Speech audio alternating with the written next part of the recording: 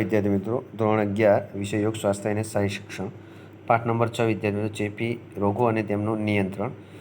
ધોરણ 10માં પણ આપણે ચેપી અને બિનચેપી રોગો વિશે આપણે જાણી ગયા છે વિદ્યાર્થી મિત્રો. હવે ચેપી રોગો અને તેમનું નિયંત્રણ વિશે આપણે જાણીશું. રાષ્ટ્રીય મૂલ્યવાન સંપત્તિ માનવ સંપત્તિ છે. રાષ્ટ્રના વિકાસ અને લોક સ્વાસ્થ્યમાં અત્યંત આવશ્યક છે. આથી કહેવાય છે કે સ્વસ્થ લોક સ્વાસ્થ્ય રાષ્ટ્ર. અને તન અને મનને તંદુરસ્ત રાખવા માટે માણસ માટે અનેક રીતો સતત પ્રયત્નો કરવો પડે છે. સ્વચ્છ હવા, પાણી અને પૌષ્ટિક આહાર એ શારીરિક સ્વાસ્થ્ય માટેની પ્રાથમિક જરૂરિયાતો છે. ઉપરાંત સ્વચ્છ રહેઠાણ અને આજુબાજુનું વાતાવરણ પણ સ્વચ્છ હોવું જરૂરી છે. માનવ અનુકૂળ પરિસ્થિતિમાં સરળતાથી તંદુરસ્ત જીવન જીવી શકે છે, પરંતુ પ્રતિકૂળ પરિસ્થિતિને અનુકૂળ ન થઈ શકતું તેનું સ્વાસ્થ્ય જ બગડે છે અને વિવિધ પ્રકારના રોગો ઉદ્ભવે છે. ચેપી રોગોની સંકલ્પના. ચેપ શબ્દ જાણીતો છે. એક વ્યક્તિ રોગથી પીડાતી હોય તેના સંસર્ગમાં આવનાર બીજી વ્યક્તિ તે જ રોગ થાય તેને ચેપ કહેવાય. જીવાણુ, બેક્ટેરિયા, વિષાણુ, વાયરસ તથા ફૂગ, ફંગસથી થતા રોગો ચેપી રોગો હોય છે. રોગી માણસના શરીરમાં કરોડો જંતુઓ કે સૂક્ષ્મજીવો કોઈક માર્ગ અન્ય પ્રાણીઓના શરીરમાં પહોંચી જઈ તેઓનામાં રોગ પેદા કરે છે. આ જંતુઓ હવા અથવા ધૂળના માધ્યમ દ્વારા, પાણી, દૂધ કે આહાર દ્વારા, પ્રાણીઓ કે કીટકોના દંશ દ્વારા રોગીના પ્રત્યક્ષ સંપર્કમાં રોગવાહક લોકોના શ્વાસોચ્છ્વાસ અથવા મળમૂત્ર દ્વારા માનવ શરીર પ્રવેશી રોગ પેદા કરે છે અને પ્રાણીઓથી બીજા પ્રાણીઓથી જંતુઓ મારફત રોગનો ફેલાવો થતો હોય છે અને ત્યારે રોગચાળો ફાટી નીકળતો હોય છે. એમ કહે છે કે શરદી, ઇન્ફ્લુએન્ઝા, ન્યુમોનિયા, ફેફસાનો ક્ષય, કમળો, કોલેરા, ટાઇફોઇડ, મોટી ઉધરસ, ડિપ્થેરિયા, ઓરી, અછબડા, રક્તપિત્ત, એઇડ્સ, મરડો વગેરે ચેપી રોગો છે. ચેપી રોગોનો ફેલાવો. અનેક પ્રકારના જીવાણુ માનવ શરીરમાં હવા, પાણી, ખોરાકના એકબીજાના સંપર્ક દ્વારા પ્રવેશે છે. તેની ઉપર માનવ શરીરમાં રહેતા શ્વેતકોષો હુમલો કરે છે. શ્વેતકોષો રોગના જંતુઓને ઘેરી લઈ પોતાના શરીરમાં દાખલ કરી મારી નાખે છે. તે શરીરના રક્ષકો છે. માનવ વૃદ્ધિમાં રોગનો જંતુ પેદા થયેલ વિષના મારણ તરીકે પ્રતિવિષ ઉત્પન્ન થાય છે. આમ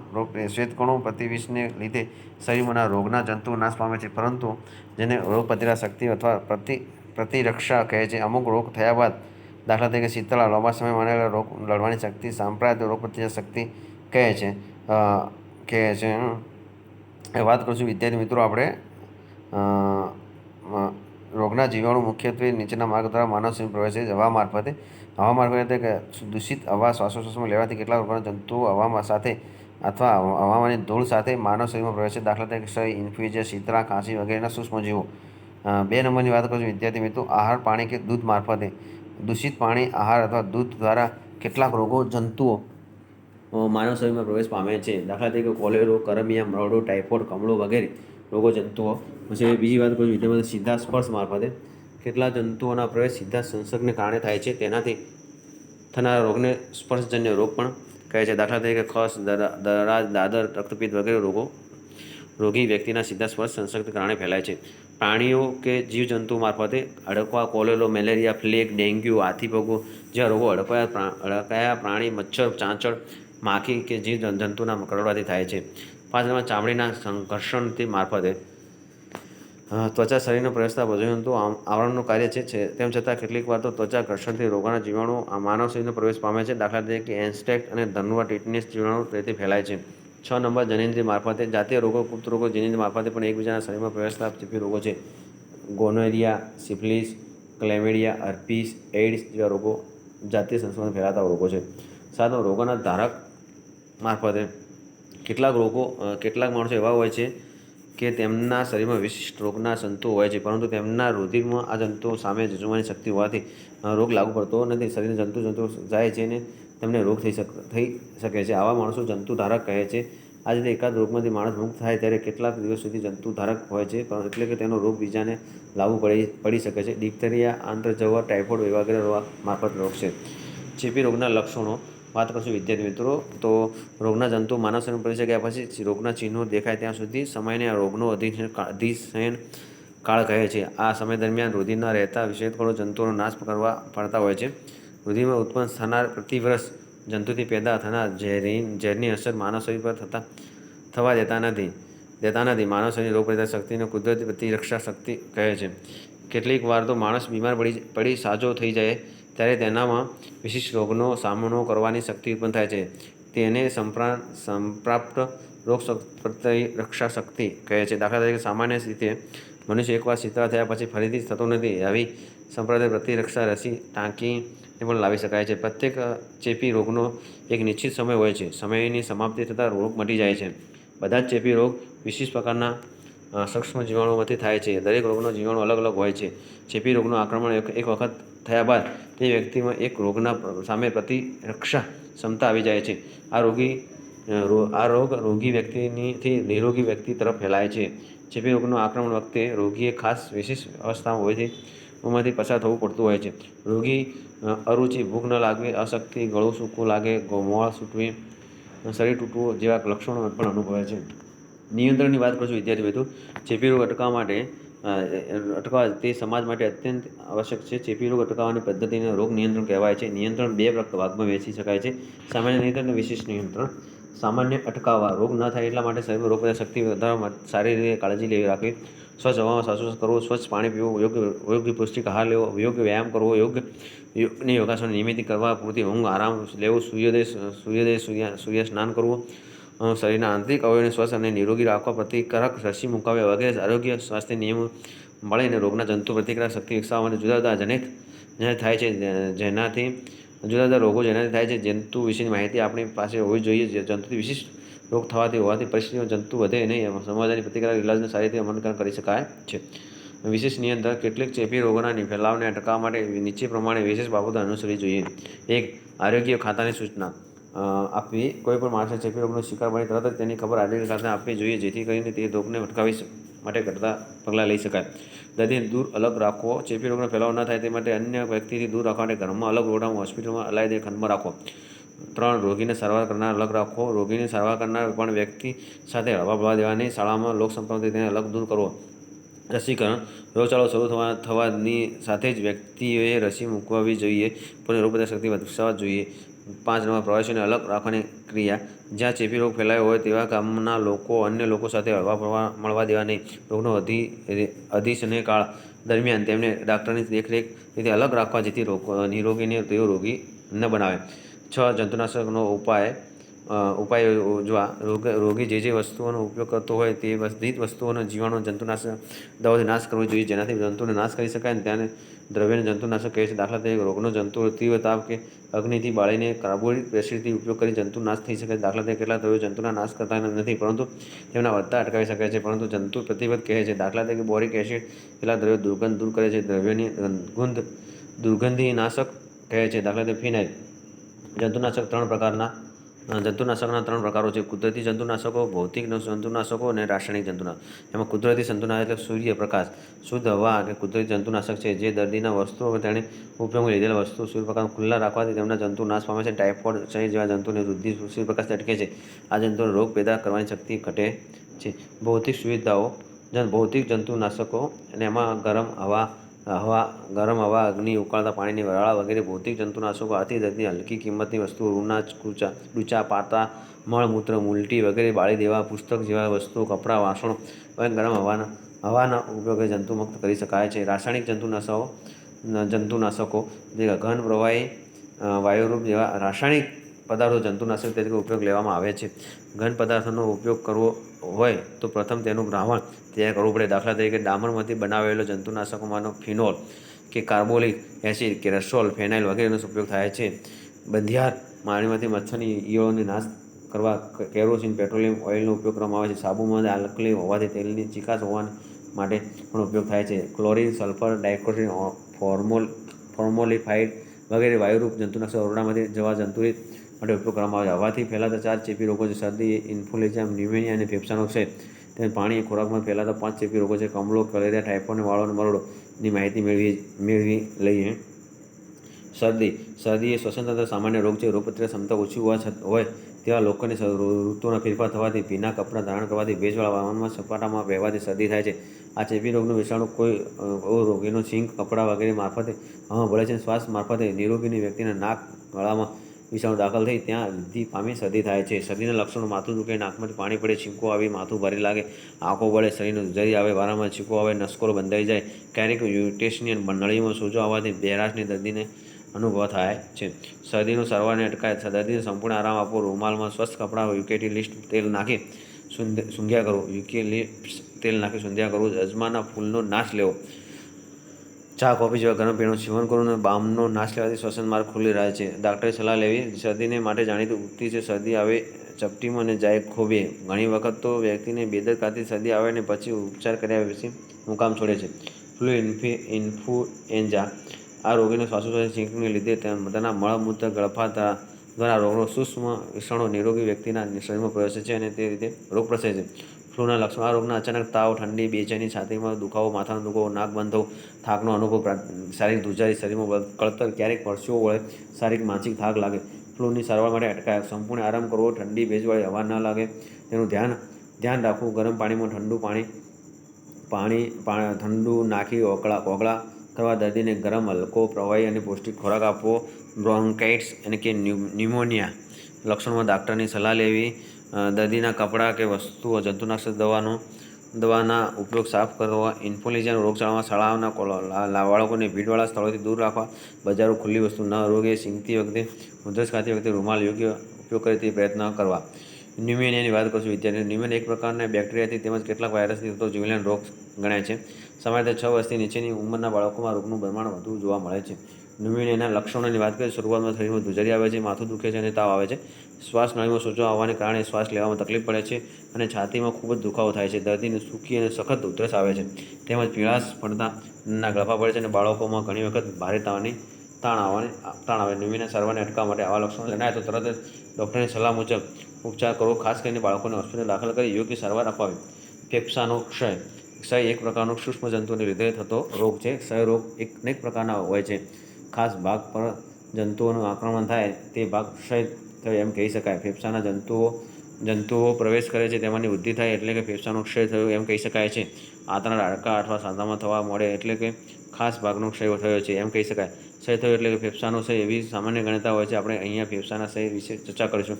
આ રીતે ગણી શકાય. આ રીતે બે આવશ્યક છે. આ રોગ માટે બે બાબતો આવશ્યક છે. ક્ષય રોગના ખાસ જંતુઓ શરીરમાં પ્રવેશે છે અને આ જંતુઓ વૃદ્ધિની અનુકૂળ પરિસ્થિતિ, દાખલા તરીકે શરીરમાં અશક્તિ લાવે છે. શરીર ઉચ્છ્વાસ અને ઉધરસ સાથે રોગના અસંખ્ય જંતુઓ હવામાં ફેલાય છે. ક્ષયની રોગીને થૂંકવા અસંખ્ય જંતુઓ બહાર નીકળે છે અને આ થૂંક સુકાઈ જાય છે. ધૂળના રજકણો સાથે ઉડતા રહે છે અને આ પ્રકારનું હવામાં માણસો શ્વાસોચ્છ્વાસ કરે કે ફેફસામાં આ રોગના જંતુઓ પ્રવેશે છે.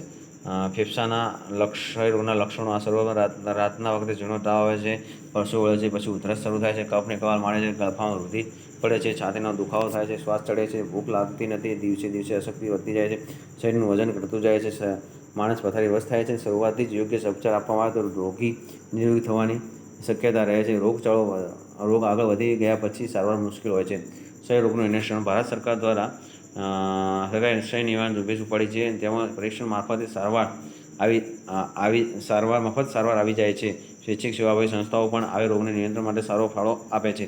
ગળફાનું પરીક્ષણ તથા છાતીની એક્સ-રે બે વિગતોથી ક્ષયના રોગનું નિદાન કરી શકાય છે અને સમયસર સારવાર આપવાથી રોગ પર નિયંત્રણ મેળવી શકાય છે.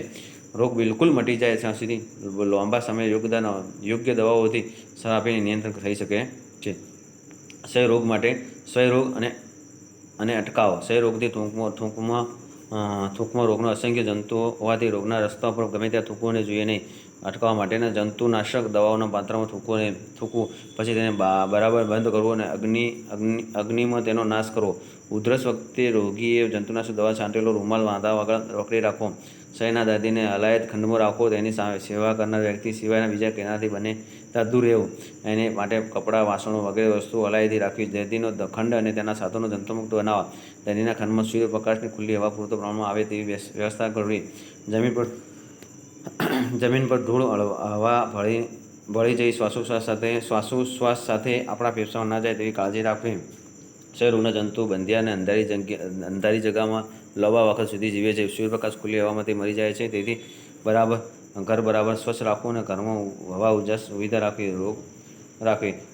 ટ્યુબરક્યુલોસિસની કસોટી વડે રોગના પરીક્ષણ પછી જરૂર જણાય તો BCGની રસી મુકાવાય.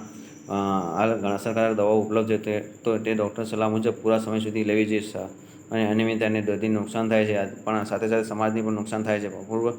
અપૂર્ણ સારવારને લીધે ક્ષયના જંતુઓ દવાઓથી ટેવાઈ જાય છે અને તેની અસર થતી નથી અને એ જ જંતુમાંથી બીજાને ચેપ લાગે તો તેને પણ દવાની અસર કરતી નથી. ખોરાક અને પાણી મારફતે ફેલાતા રોગો. વાત કરશું વિદ્યાર્થીઓ. કમળો એ યકૃત અથવા કોલેજામાં વિષાણુ ચેપથી થતો રોગ છે. રોગનો અધિનિષ્ઠ 15 થી 50 દિવસ છે. 15થી 50 દિવસ છે. શરીરના બિલિરુબિન નામનું પ્રમાણ વધી જવાથી ત્વચા અને આંખો પીળી દેખાય છે. પરિસ્થિતિ કમળો કહે છે. દર્દીને ઝાડા, ઉલટી, મૂત્ર, રુધિરદ્વાર આ રોગો વિષાણુ બહાર નીકળે છે અને બીજાને ચેપ લાગે તેમાં યકૃત પર સોજો આવે છે.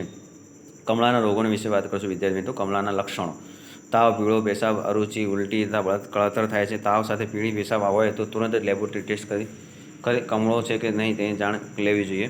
કોઈપણ તાવમાં દવા આપતા પહેલાં કમળો નથી એમ જાણી લેવું અનિવાર્ય છે. લેબોરેટરીની તપાસ: લોહીમાં બિલિરુબિનનું પ્રમાણ વધી જાય છે, હિમોગ્લોબિનનું પ્રમાણ ઘટી જાય છે, પેશાબમાં પિત્તરક્ષરોની હાજરી માલુમ પડે છે.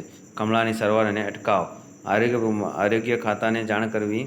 જરૂર પડે તો દર્દીને હોસ્પિટલ દાખલ કરી દાક્તરની સલાહ મુજબ સારવાર કરી દર્દીને સંપર્કથી દૂર રહેવું. મળમૂત્રમાં જંતુનાશક દવા નાખીને તેનો નાશ કરવો. પાણી, દૂધ ઉકાળીને પીવા. બજારું કે વાસી ઉગાડો ખોરાક લેવો નહીં. યકૃતની કાર્યક્ષમતા વધારવા કોઈ શક્ય તેટલો વધુ કાર્બોહાઈડ્રેટ વધારે ગ્લુકોઝ લેવો. કેટલાક સમય માટે ઘી, તેલવાળો ખોરાક ન લેવાની તબીબી સલાહ હોય છે. ઇન્જેક્શન લેતા પહેલાં સિરિંજ અને સોય વ્યવસ્થિત સ્ટરીલાઇઝ કરવા અથવા ડિસ્પોઝેબલ સિરિંજનો સોય વાપરવા. રક્તદાન કરતી વખતે કે લેતી વખતે બાય ટેપ કમળાની યોગ્ય તપાસ કરાવી. લગ્નેતર જાતિ સંબંધી તાવ નથી. કોલેરો વિશે માહિતી મેળવશું વિદ્યાર્થીઓ. કોલેરા રોગ ઘણી વખત પ્રાણઘાતક નીવડે છે. તે વખતે સૂક્ષ્મ જંતુઓથી ઉત્પન્ન થાય છે. તે એક પ્રકારના સૂક્ષ્મ જંતુઓથી ઉત્પન્ન થાય છે. કોલેરાના લક્ષણો: દૂષિત પાણી કે ખોરાક મારફતે આ રોગના જંતુઓ શરીરમાં પ્રવેશે છે અને થોડા સમય માટે મોડું 3 દિવસમાં રોગનું લક્ષણો એકાએક દેખાતી છે. જંતુઓ આંતરડામાં પ્રવેશતા ઝાડા શરૂ થાય છે. ઝાડાનો રંગ ભાતના ઓસામણ જેવો હોય છે. ઝાડા સાથે ઉલટી શરૂ થાય છે. હાથ પગના કળતર થવા લાગે છે. નબળાઈ આવે છે. પેશાબ બંધ થઈ જાય છે. તરસ પુષ્કળ લાગે છે. નાડી મંદ પડે છે અને શરીર ધીમે ધીમે ઠંડુ થવા લાગે છે. યોગ્ય ઇલાજ ના થાય દર્દી મૃત્યુ પામે છે. હૃદયના ધબકારા ધીમા પડતા જાય છે. ઝાડા ઉલટીને લીધે શરીરના કોષાજળમાં પાણી અને ક્ષારનું પ્રમાણ ઘટે છે અને પ્રાણઘાતક થઈ શકે છે. કોલેરા સારવારને અટકાવ માટેના અટકાવ તો આપણે જાણીશું વિદ્યાર્થી મિત્રો. આરોગ્ય ખાતાની જાણ કરતી રોગચાળા દરમિયાન દૂધ, પાણી ઉકાળીને પીવા. પાણી, વાસી, બજારો ઉગાડો ખોરાક ખાવો નહીં. જે દર્દીના મળમૂત્ર, ઉલટી, કાર્બોહાઈડ્રેટ એસિડ જેવી જંતુનાશક દવા નાખી અને જમીનને દાટી દેવા કે બાળી દેવા જોઈએ. જેથી પાણી અને ક્ષારનું ઉચિત પ્રમાણ જળવાઈ રહે તે માટે પ્રાથમિક સારવાર ORS ઓરલ રિહાઇડ્રેશન સોલ્યુશન આપવું ઘરે પણ સહેલાઈથી બની શકે છે. 1 લીટર ઉકાળેલા પાણીમાં 5 ગ્રામ મીઠું અને 20 ગ્રામ ખાંડ નાખી તૈયાર થયેલું દ્રાવણ મુક્ત વ્યક્તિને દર કલાકે 750 મિલી, બાળકોને 300 મિલી આપવું જોઈએ. વાસણો જંતુનાશક દવાથી સાફ કરવા અથવા પાણીના અડધો કલાક સુધી ઉકાળ્યા બાદ ધોવા. સારવાર કરનારે હાથ જંતુનાશક દવા કે સાબુથી બરાબર ધોઈ નાખવાના. બાળકોને દર્દીના સંપર્કમાં આવવા દેવા નહીં. લીંબુના શરબત કે છાશ વારંવાર આપવી. માખીનો ઉપદ્રવ અટકાવવો અને જળાશયમાં પોટેશિયમ પરમેંગનેટ નાખવું. ટાઇફોઇડની વાત કરીશું વિદ્યાર્થીઓ. વિષમ જવર કે મુદદીયો તાવ વિશેષ પ્રકારના સૂક્ષ્મ જંતુ શરીરમાં દાખલ થવાથી થાય છે. તાવની મુદત 7 એટલે 7, 15 કે 21 દિવસ હોવાની એક માન્યતા કારણે તેને મુદતીય તાવ કહે છે. અને આંતરડા પર બેક્ટેરિયાનો હુમલો રોગનો માટે કારણભૂત છે. પાણી, ખોરાક અને માખી દ્વારા ફેલાતો રોગ છે. ટાઇફોઇડના લક્ષણો: આંતરડામાં સોજો આવે છે, ચાંદા પડે છે, પેટમાં દુખે છે, માથું દુખે છે, તાવ અને શારીરિક નબળાઈ વખતે છે, ભૂખ ઓછી લાગે છે, કબજિયાત કે ઝાડા થઈ જાય. દર્દીના આંતરડામાં પડેલી ચાંદામાંથી પેટમાં રુધિર છૂટું પડે છે અને જો સમયસર સારવાર ન કરતા હોય દર્દીનું મૃત્યુ પામે. વધુ તાવને લીધે ક્યારેક મગજમાં સોજો આવે છે અને સન્નિપાત થાય છે. ટાઇફોઇડ સારવારની અટકાવની વાત કરીશું વિદ્યાર્થી મિત્રો.